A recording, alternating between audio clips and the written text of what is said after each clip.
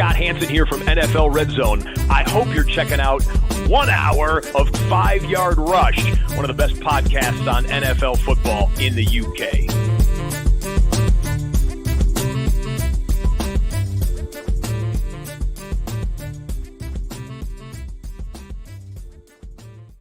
Good morning, Rush Nation. It is almost the weekend. We had a game last night, week 2, now fully underway. And it's almost sad to have to start this with talking about a serious injury. In fact, it is sad. It is really sad to have to start off. But it is going to be the talking point of the NFL, not just for today, not even just for the weekend, I think, but probably for weeks to come. And if you haven't watched Thursday Night Football, then definitely maybe pause this or come back to it if you don't want to know what happened. But I'm not going to do as much game analysis today because I think the storylines out of the game are perhaps more at the talking point and more about what to do. I think people need, and then we can do the recap next week. So Tua Tagovailoa in the third quarter, he is going down. He's going for it on fourth down. It's 4th and 4. He's got his sort of head down, almost like in a rugby stance, and he goes into the chest of Damar Hamlin, and he sort of crinkles his neck. He goes down, he hits the back of his head on the floor, and is immediately withdrawn from the game for the rest of the game with a concussion. This is Tua Tagovailoa's 4th, maybe even 5th concussion in his career. And then on top of that, we don't know how many concussions he has had that are documented. Things that happen in training and high school and anything else that's potentially happened in his life.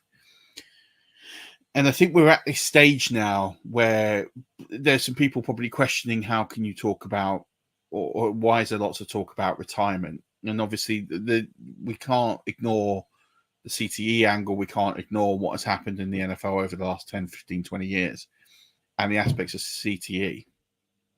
But what we're seeing here is an individual who has suffered just another concussion. It's multiple concussions now. We're at this stage where retirement has to be a significant consideration. It's not for me to conjecture or speculate or have any real I can have an opinion, but any real sort of science or sway on. At the end of the day, I'm not a medical professional.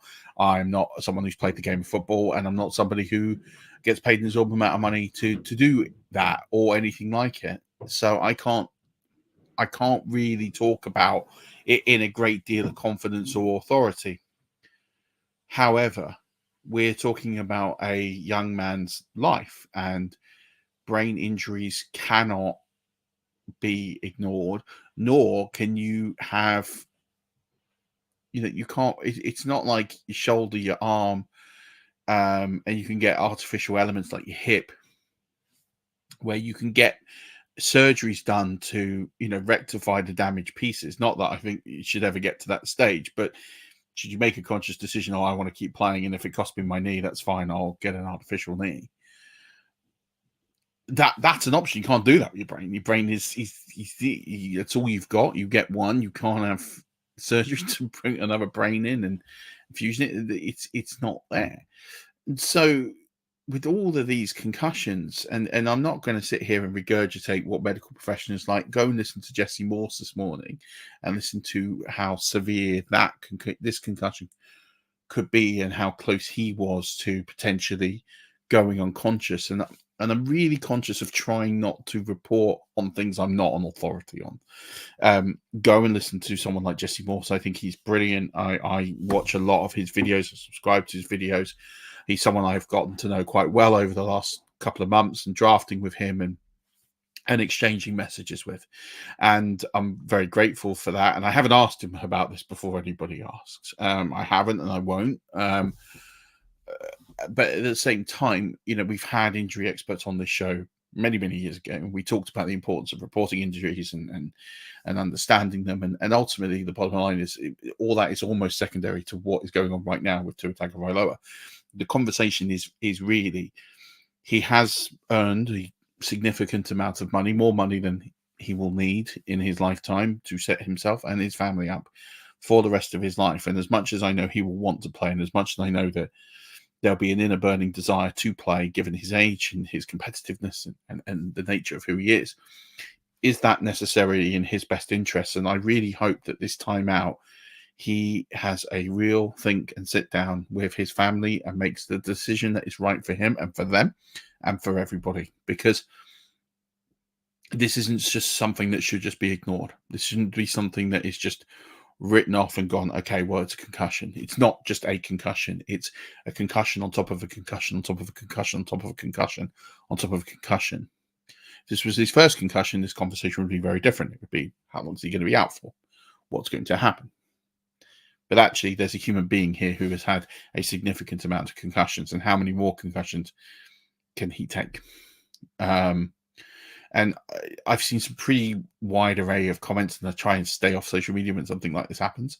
But I did dip in a little bit, and I did see that people questioning about the way that he falls and the way that he does things. And I've seen people questioning lots of different things about him. And I think at the end of the day, it's not for us to question. We're not the experts. We're not the authority here.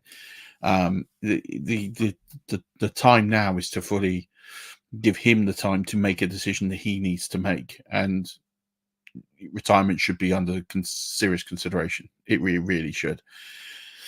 And how many more? Where's the line? Is the line, well, if I get one more, that'll be it? I mean, there needs to be that discussion of, if I'm going to play, the next one will be the last one, or whatever it is. I've had to have conversations in my life around illness and health, and drawing a line of where we stop with my disease, with where we stop the preventative surgery treatment and we go with surgery. And we have a line, and we've drawn that. And that's a discussion that I've had with my doctors and my surgeons, and we have a plan in place. And that might be something that comes out of this, of this is the last one to or you can't have any more. If you have one more, that's it. You've got to draw a line. And there needs to be a people and surrounding teams to do that. So that's what I'm going to say on it, and then I'm going to just sort of leave it there. I wish to all the best. I hope he makes. I mean, it's hard to say makes a full recovery. It's hard to make a full recovery from continuous concussions. But I hope that he is able to, not suffer long-term effects as a result of this concussion. What does that mean for the Dolphins going forward? In truth, this is a moving situation. To speculate on it is going to be difficult. I don't think Skylar Thompson is the answer. And I actually sent out a tweet or post, or whatever you want to call it, on X this morning.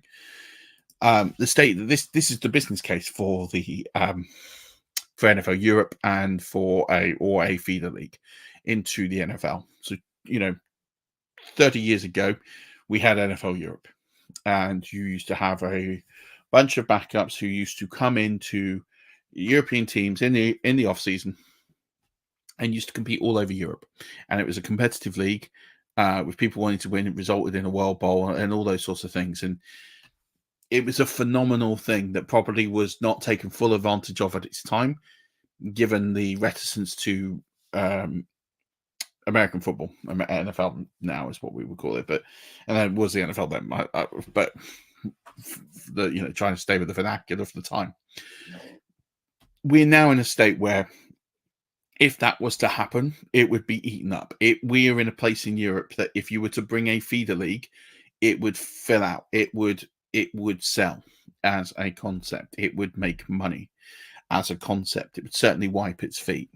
I'm not saying it would be as big as the NFL. I'm not sitting here projecting that they're going to sell out 60,000 seat stadiums every week. I think they probably could, but I'm not going to sit here and say that that's a definite. However, it will definitely wipe its feet. It will definitely make money as a business. The reason why this is the business case is that people like Kurt Warner, who is an NFL Hall of Fame, people like Brad Johnson, who went on to win a Super Bowl, there are multiple players that appeared in NFL Europe that went on to have fruitful careers, that went on to win playoff games, went on to win Super Bowls, went on to have a long-lasting impact in the NFL. And that's because they got games. They got games. I'm guilty of this as much of anybody, saying that players are are crap or rubbish or not up to standard. I say this to myself as much as I say this to anybody else. Skylar Thompson comes in last night, doesn't do a good job. But at what point is he expected to do a good job? Now, it's easy to say, well, he's paid all this money. He's in the NFL. He should be one of the best players in his position. But the one thing he doesn't do is play games. He doesn't play games. Preseason doesn't really count. Let's get this right. Preseason is scrimmages that they play a number of plays and time, and that is it. Ultimately, the only way that you play well in the NFL is with repeated game time.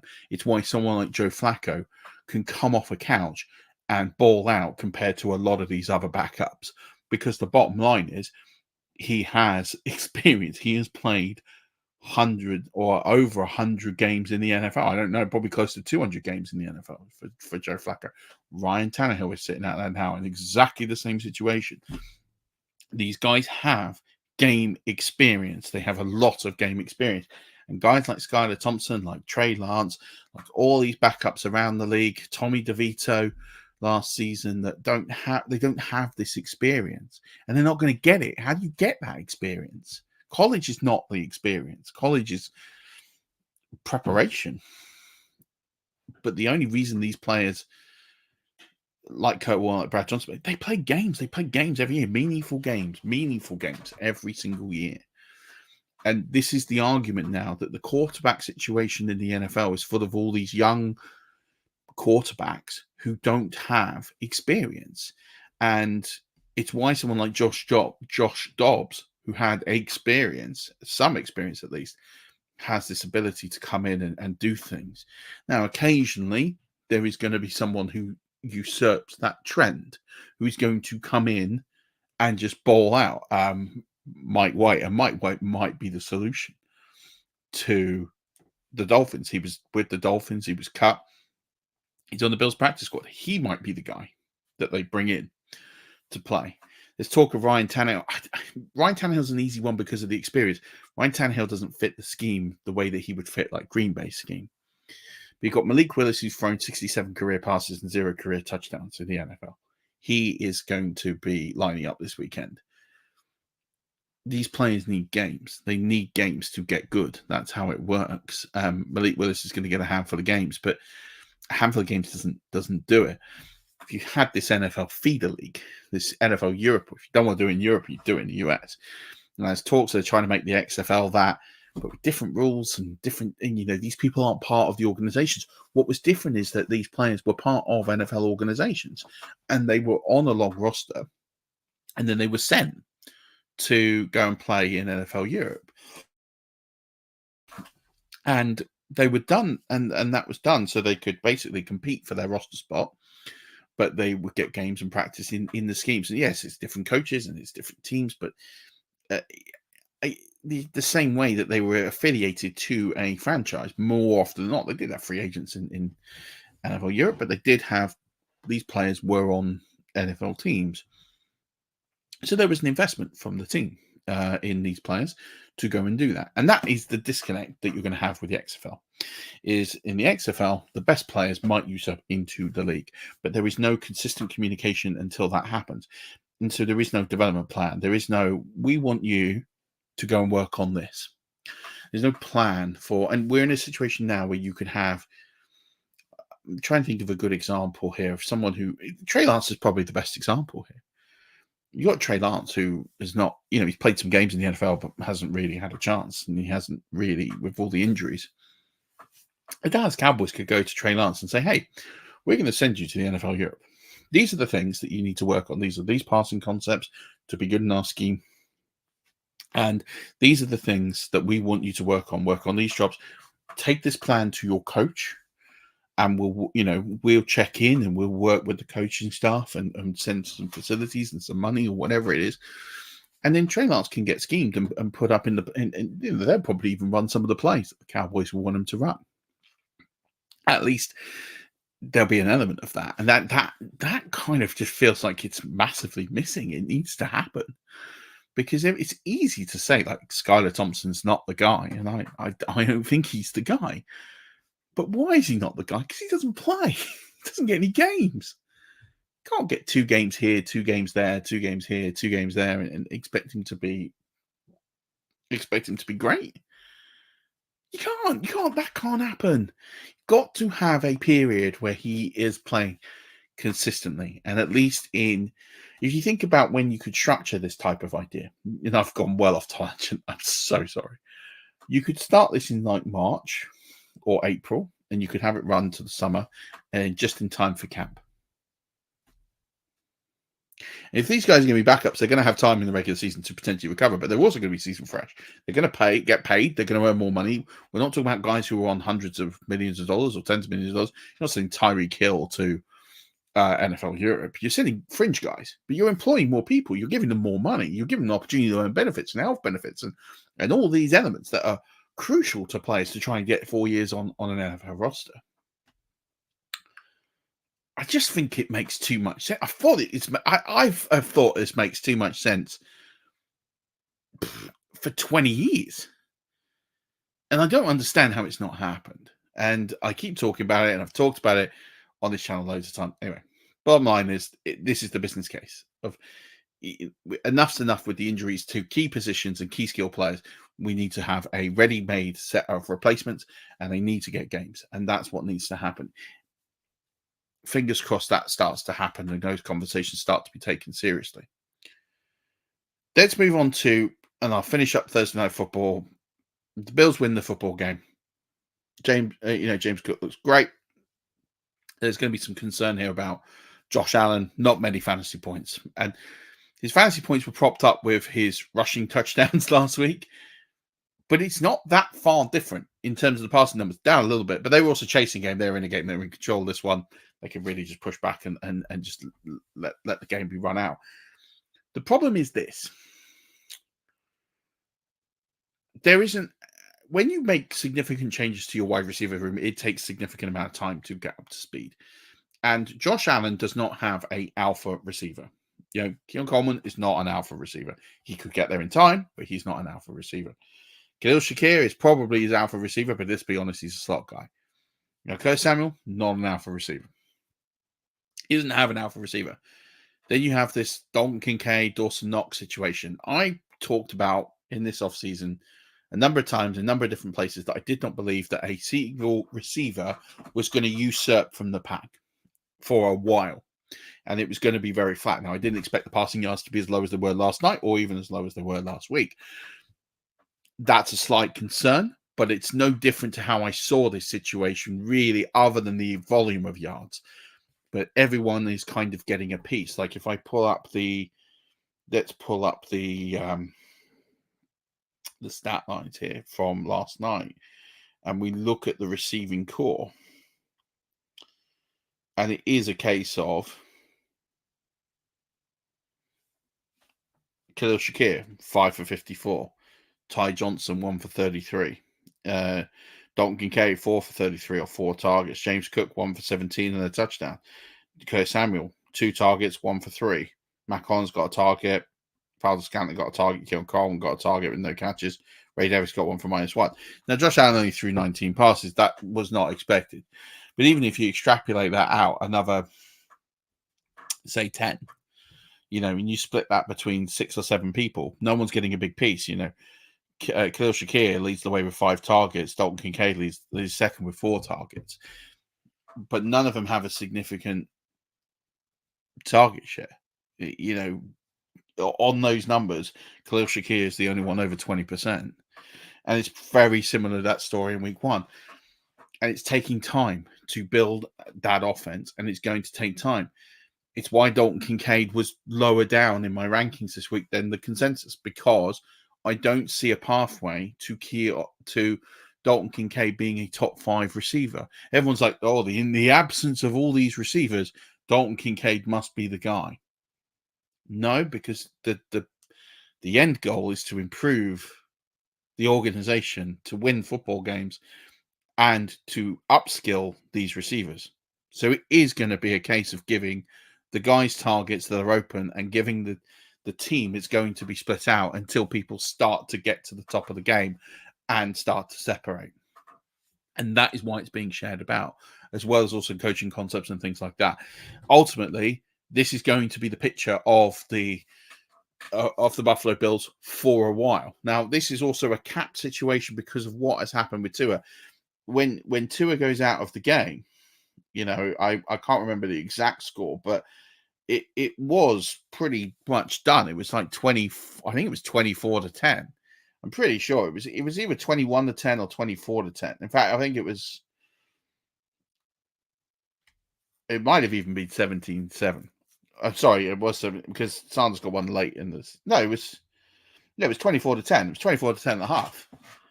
I just had to double check. Yeah, it was 24-10. So there wasn't much scoring in the second half. It was pretty much a containment game, and that's where we were. So my bottom line for watching this is I'm not concerned in the grand scheme about the Buffalo Bills offense, but I think people need to temper the expectations of the entire offense, and they need to lower it down, myself included, before I put Josh Allen in my ranks. Don't get me wrong, I'm just as guilty because Josh Allen I had him as QB1 and he's not QB1, and ultimately I think we have to bring him down ever so slightly, but he's always going to have that rushing upside that takes him back up to where he needs to get to. I think in this game it's a one-off situation. I wouldn't panic in terms of the higher volume, but at the same token of things, I think we need to reevaluate how we view this offense and understand that it is very much going to be a flat plateau for a few weeks of all the receiving targets in this game. And that's kind of where I initially had it when I did my preseason projections of this offense. I did have it as a plateau. I do think people like Coleman will come along, but how long are you prepared to hold him? That's a good question. I don't know. That's down to your team's needs, requirements, bench, format, etc. There's a lot of things that need to be considered there. So that's kind of it from this game. Achane went. I was telling the Patreons that I fully expected Achane to go and have a full workload, and he did. I fully expected a good performance from him, and that happened. And obviously the game in the second half is not what we would have had that injury not happened to Tua. So let's not panic too much about what happened, because, and I'm excluding the Tua injury, but I mean from the game, because when something like that happens and a freak situation like that happens, all plans from both sides go out the window. So you just need to tell me that. What do I think rest of the season for the what did I ask for? What I think in regardless to the rest of this in terms of the Dolphins moving forward? I think they need Mike White. I don't think Tannehill's a good fit. I think they can go and get Mike White. He knows the playbook. He can come in. He'll throw the football downfield. I don't think Skylar Thompson is the answer. We have nearly 10 days, 9 days until we will find out what happens and where this situation goes. I would expect them to go for Mike White. I don't expect them to go for Tannehill. I could be wrong. In fact, I'm probably likely going to be wrong. I am purely guessing. I don't have any inside sources. I don't have any inside information. All I know is I think that Tua will be out for, the last time he had a concussion, he was probably out a month. And I think that's the time frame you need to start thinking about your players, is the Tyreek Hills, the Jalen Waddles. You need to plan for a month without Tua. Could turn into retirement and you got a false situation. That could happen. I'm almost fairly certain Tua will not play next week. So you're going to need to address this situation anyway. Given the multitude of concussions, they will not rush him through the protocol. The protocol will take 10 days, more often than not. He's not clearing that in 10 days. And 10 days takes him out of next week anyway. So you've got to prepare next week for a quarterback, and I think they will make a change. I don't think they're going to roll. I mean, if they roll Skylar Thompson out there, then we have a very similar situation to what we've got with Malik Willis. But if they evaluate him and realize he might be a week-to-week situation, they might need to get a longer-term situation in for the rest of the season. You could even see Tua go to IR. These are all permutations. We don't know. But I would work on the assumption that Tua is going to miss a month. That's the expectation I would be preparing for, given what we've had in the past with his injuries. And then if it's not a month, it's not a month. But that is what I'd be preparing for, is a month. That would be my strategy moving forward. Right, let's talk a little bit about wide receiver cornerback matchups. Now, I write this up for Fantasy Pros every single week. It's in edit mode, so it's not out. But I'll talk about the reasons why I write about this and the reasons why I think it's important to understand. And ultimately, it's an edge piece. I think there's lots of combination pieces of information you can put together to determine good outcomes. Ultimately, I look at wide receiver cornerback matchups to find advantageous and challenging matchups. So what I'm doing is I'm tempering expectations of high ceiling players or potential start-sit players, and I'm thinking of players that have advantageous matchups to exploit either high ceiling plays or players who perhaps wouldn't normally be on a starter radar, but might then be. Players I highlighted last week that had advantageous situations were, Rashid Shaheed and Jalen Naylor both get in the box.